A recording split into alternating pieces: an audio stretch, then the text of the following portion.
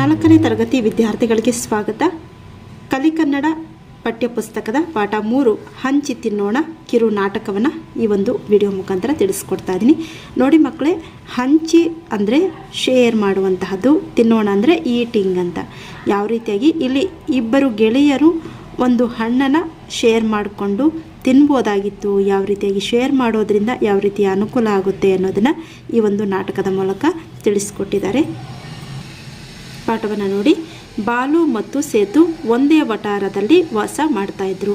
ಬಾಲು ಮತ್ತು Setu, Balu and Setu are the 2 friends were staying together in a one locality. ಬಾಲುವಿನ ಮನೆಯ ಮುಂದಿನ ರಸ್ತೆಗೆ ತಾಕಿಕೊಂಡಂತೆ there was a tree, mango tree. ಅದು ಮಾವಿನ ಹಣ್ಣಿನ ಕಾಲ ಆಗಿರುತ್ತೆ. That was a mango season. ಮರದಲ್ಲಿ ಕೆಂಪು ಹಳದಿ ಬಣ್ಣದ ಮಾವಿನ ಹಣ್ಣುಗಳು ಇರ್ತವೆ. There was a green and yellow mango fruits were there in a mango tree. ಸೇತುವೆಗೆ ಹಣ್ಣು ನೋಡಿ ತುಂಬ ಆಸೆ ಆಗುತ್ತೆ. ಈ likes to eat mango fruit. ಅವನೇನು ಮಾಡ್ತಾನೆ, ಕಲ್ಲು ತೆಗೆದು ಒಗೆದ. ಈ ಥ್ರೋಡ್ ಒನ್ ಸ್ಟೋನ್, ಒಂದು ಹಣ್ಣು ಪಕ್ಕದ ಹಿತ್ತಿಲಲ್ಲಿ ಬಿತ್ತು. ಹಿತ್ತಿಲಲ್ಲಿ ಅಂದರೆ ಬ್ಯಾಕ್ ಯಾರ್ಡ್, ಮನೆಯ ಒಂದು ಹಿಂದ್ಗಡೆ ಬಿತ್ತು. ಬಾಲು ಓಡಿ ಒಂದು ಆ ಹಣ್ಣನ್ನು ತೆಗೆದುಕೊಳ್ತಾನೆ. You took that fruit Balu. ಅಷ್ಟರಲ್ಲಿ ಸೇತು ಓಡು ಬಂದ. In the meanwhile Sethu came. Sethu, ಏ ಬಾಲು ಕೊಡು, ಅದು ನನ್ನ ಹಣ್ಣು. Sethu said that is a my fruit. Balu ಹೇಳ್ತಾನೆ, ಅಲ್ಲ, no it is my fruit ಅಂತ ಹೇಳ್ತಾನೆ. ಅಲ್ಲ, ಅದು ನಂದು ಅಂತ ಹೇಳ್ತಾನೆ. ಆಗ ಸೇತು, ನಾನು ಕಲ್ಲು ಒಗೆದಾಗ ಬಿದ್ದ ಹಣ್ಣು. When I throwed stone it was mine ಅಂತ ಹೇಳ್ತಾನೆ ಸೇತು. ಆಗ ಬಾಲು ಹೇಳ್ತಾನೆ, ಏ ಯಾವ ಮರದ ಹಣ್ಣು ಅದು? Which fruit that is Balu was ask to Sethu. Then Sethu, ಯಾವುದೇನು? ಮಾವಿನ ಮರದ್ದು. ಇದು this is a mango fruit ಅಂತ ಹೇಳ್ತಾನೆ. ಮ್ಯಾಂಗೋ ಟ್ರೀ ಫ್ರೂಟ್ ಅಂತ ಹೇಳ್ತಾನೆ. ಬಾಲು ಹೇಳ್ತಾನೆ, ಮರ ಇರೋದು ಎಲ್ಲಿ? Where is the tree? Mango tree. Setu ಹೇಳ್ತಾನೆ, ದಾರಿ ಬದಿಯಲ್ಲಿ. It is a road side tree. Balu ಹೇಳ್ತಾನೆ, ಹಣ್ಣು ಎಲ್ಲಿ ಬಂದು ಬಿತ್ತು? ಹಣ್ಣು ಎಲ್ಲಿ ಬಿತ್ತು ಹೇಳು? ಹಣ್ಣು ವೇರ್ ಇಟ್ ಫಾಲ್ ಅಂತ ಹೇಳ್ತಾನೆ. ಸೇತು, ಅದು ನಿಮ್ಮ ಹಿತ್ತಲಲ್ಲಿ. He said that it was fallen back yard of your home ಅಂತ ಹೇಳ್ತಾನೆ. On that time Balu said, ಹೌದೇನು? Isn't it? ಅದಕ್ಕೆ ಇದು ನನ್ನ ಹಣ್ಣು. That is why this fruit belongs to me ಅಂತ ಹೇಳ್ತಾನೆ. ಆಗ ಕೊಡೋದಿಲ್ಲ, ಹೋಗು ಅಂತಾನೆ ಬಾಲು. ಐ ವೋಂಟ್ ಗಿವ್ ಅಂತ ಹೇಳ್ತಾನೆ. ಆಗ ಸೇತು ಹೇಳ್ತಾನೆ, ನಾನು ಬೀಳಿಸಿದ ಹಣ್ಣು ಕೊಡ್ತೀಯೋ ಇಲ್ವೋ? ಅವನು ಹೇಳ್ತಾನೆ, ನಾನು ಆ ಹಣ್ಣನ್ನು ಬೀಳಿಸಿದೆ. If you do you give or not ಅಂತ ಕೇಳ್ತಾನೆ. ಬಾಲು ಕೊಡೋದಿಲ್ಲ ಅಂತಾನೆ. No, I won't give you. ಏನು ಮಾಡ್ತೀಯೋ ಮಾಡ್ಕೋಬೋದು, whatever you want you go and do ಅಂತ ಹೇಳ್ತಾನೆ. ಸೇತುವಿಗೆ ವಿಪರೀತ ಕೋಪ ಬಂತು, ಸಿಟ್ಟು ಬಂತು. ಸೇತು ಗಾಟ್ ವೆರಿ ಹ್ಯಾಂಗ್ರಿ. ಬಾಲುವಿನ ಕೈಯಿಂದ ಹಣ್ಣನ್ನು ಕಸಿಯಲು ನೋಡಿದನು. He started to pull that mango fruit from the Balu. ಇಬ್ಬರು ಕೂಡ ಜಗಳ ಆಡ್ತಾರೆ. Those 2 friends were started fighting. ನೆಲದ ಮೇಲೆ ಬಿದ್ದು ಹೊರಳಾಡಿದರು. They were fighting each other. ಜಗಳವನ್ನು ನೋಡುತ್ತಿದ್ದ ಹಿರಿಯರೊಬ್ಬರು there one younger person came. ಅಲ್ಲಿಗೆ ಬರ್ತಾರೆ ಹಿರಿಯರು. ಏಕೆ ಮಕ್ಕಳೇ ಜಗಳ? Why you are fighting? That younger person ask the 2 children, why you are fighting? Sethu said, ನಾನು ಬೀಳಿಸಿದ ಹಣ್ಣು. Sethu told that is my fruit because I throwed the stone to the fruit. Balu ಹೇಳ್ತಾನೆ, ನಮ್ಮ ಹಿತ್ತಲಿನಲ್ಲಿ ಬಿದ್ದ ಹಣ್ಣು. It fell near my house. It fell back yard of my house. ಹಿರಿಯರು ಹೇಳ್ತಾರೆ, ಹಣ್ಣು ಎಲ್ಲಿದೆ ನೋಡುವ. That elder person said that where fruit is there, fruit I want to see. Then ಅದು ದಾರಿಯಲ್ಲಿ ಬಿದ್ದು ನಜ್ಜುಗುಜ್ಜಾಗಿತ್ತು. It was not suitable for eating. ಒಳಗೆ ಮಣ್ಣು ತುಂಬಿತ್ತು. It filled with mud.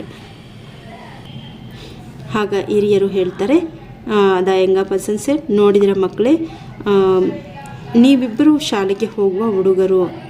You two children will go to the school. ಜಗಳ ಮಾಡಿ ಏನು ಲಾಭ ಆಯಿತು? What is the use of fighting of each other? ಆ ಹಣ್ಣು ಹಂಚಿ ತಿಂದಿದ್ದಾರೆ. If you share that fruit, ಇಬ್ಬರು ಕೂಡ ಸಂತೋಷವಾಗಿ ಇರ್ತಿದ್ರಿ ಅಲ್ವೇ. If you share that fruit together you will be happy ಅಂತ ಹೇಳ್ತಾನೆ ಯಂಗರ್ ಪರ್ಸನ್. ಮಕ್ಕಳು ತಲೆ ತಗ್ಗಿಸ್ತಾರೆ. They felt shame. ಹಣ್ಣನ್ನೇ ನೋಡ್ತಾ ನಿಂತರು. They saw that fruit. ಅವರಿಗೆ ತಮ್ಮ ತಪ್ಪಿನ ಅರಿವಾಯಿತು. They realised their mistake. Then ಹಿರಿಯರು, ಜಾಣ ಹುಡುಗರು ನೀವು, ಯು ಆರ್ ಗುಡ್ ಪೀಪಲ್, ನಿಮ್ಮಲ್ಲಿ ತಪ್ಪನ್ನು ತಿದ್ದಿಕೊಳ್ಳುವ ಮನಸ್ಸಿದೆ, you can correct your mistake ಅಂತ ಹೇಳ್ತಾನೆ. ಆಗ ದೋಸ್ ಟೂ ಚಿಲ್ಡ್ರನ್ ಸೆಡ್, ಹೌದಜ್ಜ, it is true grandfather, they said like that. ಹಿರಿಯರು ತನ್ನ ಕೈಯಲ್ಲಿದ್ದ ಬೆತ್ತವನ್ನು ಬೀಸಿ ಇನ್ನೊಂದು ಹಣ್ಣನ್ನು ಬೀಳಿಸಿದರು. That old younger person throwed a stick towards the tree. Then another mango fell on the ground. ಅದನ್ನು ಇಬ್ಬರಿಗೂ ಕೂಡ ಹಂಚಿ ಯಂಗರ್ ಪರ್ಸನ್ ಏನು ಮಾಡ್ತಾನೆ, ಇಬ್ಬರಿಗೂ ಕೂಡ ಶೇರ್ ಮಾಡ್ತಾನೆ. ಟೂ ಚಿಲ್ಡ್ರನ್ ಏನು ಮಾಡ್ತಾರೆ, ಆ ಹಣ್ಣನ್ನು ತಿಂದು ಜಗಳವನ್ನು ಮರೆತು ಹೋಗ್ತಾರೆ ಅನ್ನೋದು ಪಾಠದ ನಾಟಕದ ಅಭ್ಯಾಸ ಪ್ರಶ್ನೋತ್ತರಗಳನ್ನು ಈ ಒಂದು ವಿಡಿಯೋ ಮುಖಾಂತರ ತಿಳಿಸ್ಕೊಡ್ತಾ ಇದ್ದೀನಿ. ಮೊದಲಿಗೆ ಪದಗಳ ಅರ್ಥ. ತಾಗಿ ಅಂದರೆ ಹತ್ತಿರ, ಹೊಗೆ ಅಂದರೆ ಬಿಸಾಕು, ಥ್ರೋ ಅಂತ. ತಾಗಿ ಹತ್ತಿರ ಅಂದರೆ ಕ್ಲೋಸ್, ಹೊಗೆ ಅಂದರೆ ಬಿಸಾಕು. ವಿಪರೀತ ಅಂದರೆ ಅತಿಯಾಗಿ, ಟೂ ಮಚ್. ಕಸಿಯುವುದು ಅಂದರೆ ಕಿತ್ತುಕೊಳ್ಳುವುದು ಅಂತ ಅಥವಾ ಸೆಳೆದುಕೊಳ್ಳುವಂತಹದ್ದು. ಜಗಳ ಅಂದರೆ ಗಲಾಟೆ, ಫೈಟಿಂಗ್. ಹೊರಲಾಡು ಅಂದರೆ ಸ್ಕ್ರೋಲಿಂಗ್ ಈಚ್ ಅದರ್. ನಜ್ಜುಗುಜ್ಜಾಗು ಅಂದರೆ ಜಜ್ಜಿ ಹೋಗು. ದೆನ್ ಅಭ್ಯಾಸ ಪ್ರಶ್ನೋತ್ತರಗಳು. ಆವರಣದಲ್ಲಿ ಕೊಟ್ಟ ಪದಗಳನ್ನು ಸರಿಯಾದ ಪದ ಆರಿಸಿ ಬಿಟ್ಟ ಸ್ಥಳ ತುಂಬಿರಿ. Fill in the blanks with suitable word. ಒಂದೇನು ನೋಡಿ, ಇಲ್ಲಿ ಆಪ್ಷನ್ಸನ್ನು ಕೊಟ್ಟಿದ್ದಾರೆ. They have given options. We need to choose correct answer and we need to write in the fill ups. First one, ನೀವು ಇಬ್ಬರು ಡ್ಯಾಶ್ಗೆ ಹೋಗುವ ಹುಡುಗರು. ಇಲ್ಲಿ ನೀವು ಇಬ್ಬರು ಡ್ಯಾಶ್ ಹೋಗುವ ಹುಡುಗರು ಶಾಲೆಗೆ.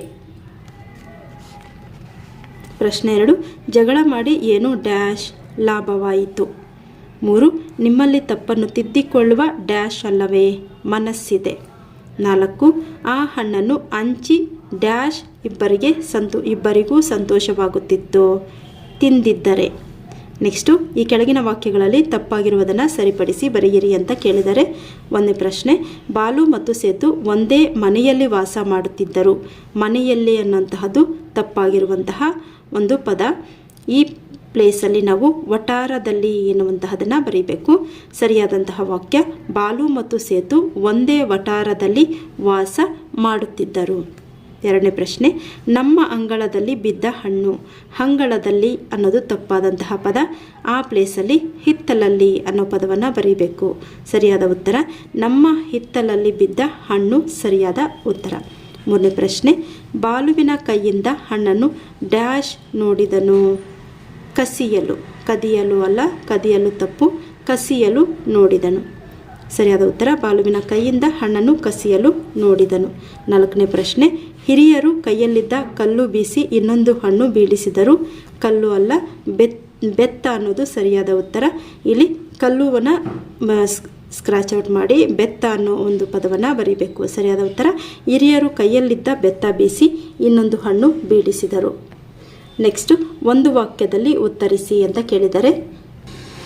ಪ್ರಶ್ನೆ 1, ಮಾವಿನ ಮರ ಎಲ್ಲಿತ್ತು.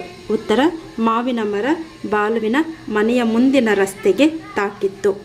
ಎರಡನೇ ಪ್ರಶ್ನೆ, ಹಣ್ಣು ನೋಡಿ ಯಾರಿಗೆ ಆಸೆಯಾಯಿತು. ಉತ್ತರ, ಹಣ್ಣು ನೋಡಿ ಸೇತುವಿಗೆ ಆಸೆಯಾಯಿತು. ಆಯಿತಾ ಮಕ್ಕಳೇ. ಮೂರನೇ ಪ್ರಶ್ನೆ, ಸೇತು ಮಾವಿನ ಹಣ್ಣು ನೋಡಿ ಏನು ಮಾಡಿದ. ಉತ್ತರ, ಸೇತು ಮಾವಿನ ಹಣ್ಣು ನೋಡಿ ಕಲ್ಲು ತೆಗೆದು ಹೊಗೆದನು. ನಾಲ್ಕನೇ ಪ್ರಶ್ನೆ, ಮಕ್ಕಳ ಜಗಳವನ್ನು ಯಾರು ನೋಡಿದರು. ಉತ್ತರ, ಮಕ್ಕಳ ಜಗಳವನ್ನು ಹಿರಿಯರು ನೋಡಿದರು. ಈ ಕೆಳಗಿನ ಮಾತುಗಳನ್ನು ಯಾರು ಯಾರಿಗೆ ಹೇಳಿದರು. ಒಂದನೇ ಪ್ರಶ್ನೆ, ಏ ಬಾಲು ಕೊಡೋ, ಅದು ನನ್ನ ಹಣ್ಣು. ಯಾರು ಹೇಳಿದರು. ಸೇತು. ಯಾರಿಗೆ ಹೇಳಿದರು. ಬಾಲುವಿಗೆ. ಎರಡನೇದು, ಹಣ್ಣು ಎಲ್ಲಿ ಬಿತ್ತು ಹೇಳು. ಯಾರು ಹೇಳಿದರು. ಬಾಲು. ಯಾರಿಗೆ ಹೇಳಿದರು. ಸೇತುವಿಗೆ. ಮೂರನೇ ಪ್ರಶ್ನೆ, ಕೊಡೋದಿಲ್ಲ ಏನೋ ಮಾಡ್ತೀಯ.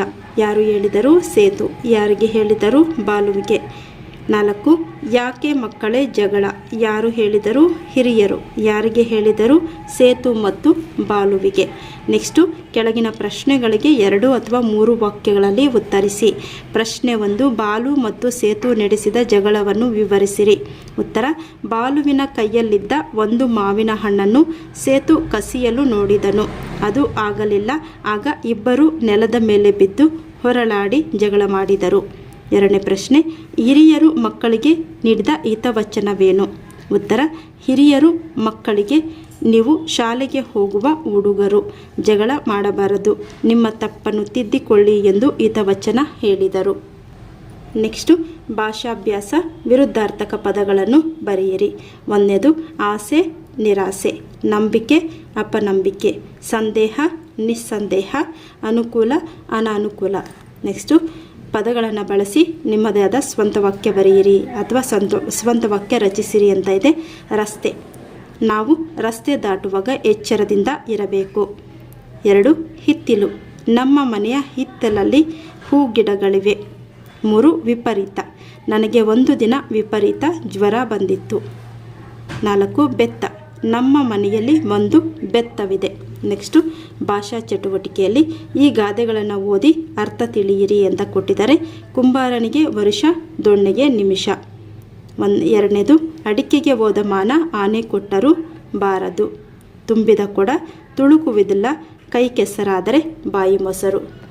ಈ ಗಾದೆ ಮಾತುಗಳ ಅರ್ಥ ಅಂದರೆ ಕುಂಬಾರನಿಗೆ ವರ್ಷ, ದೊಣ್ಣೆಗೆ ನಿಮಿಷ ಅಂದರೆ ಒಂದು ಕುಂಬಾರ ಮಡಿಕೆಯನ್ನು ಮಾಡಲು 1 ವರ್ಷದ ಕಾಲ ತೆಗೆದುಕೊಳ್ತಾನೆ, ತುಂಬ ಸಮಯವನ್ನು ತಗೊಳ್ತಾನೆ. ಆದರೆ ಅದನ್ನು ಒಡೆದಾಕೋಕ್ಕೆ 1 ನಿಮಿಷ ಸಾಕು ಅನ್ನೋದು. ಅಡಿಕೆಗೆ ಹೋದ ಮಾನ ಆನೆ ಕೊಟ್ಟರೂ ಬಾರದು. ಕೆಲವೊಮ್ಮೆ ಸಣ್ಣ ಸಣ್ಣ ವಿಚಾರಗಳಿಗೆ ಹೋಗುವಂತಹ ಮಾನ ಮತ್ತೆ ವಾಪಸ್ ಬರೋದಿಲ್ಲ ಅನ್ನೋದು ಈ ಗಾದೆಯ ಅರ್ಥ.